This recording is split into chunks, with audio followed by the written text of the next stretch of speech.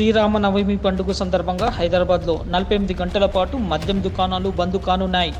నేటి సాయంత్రం 6 గంటల నుంచి ఎల్లుండి ఉదయం 6 గంటల వరకు హైదరాబాద్లో మద్యం దుకాణాలు మూసేయాలని పోలీసులు ఆదేశాలు జారీ చేశారు. మద్యం దుకాణాల యజమానులు నిబంధనలు ఉల్లంఘిస్తే కఠిన చర్యలు తీసుకుంటామని పోలీసులు హెచ్చరించారు.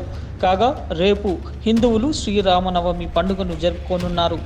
హైదరాబాద్, నిర్మల్ జిల్లాలోని బైన్సతో పాటు పలు ప్రాంతాలలో ఎల్లుండి శోభయాత్ర నిర్వహిస్తారు.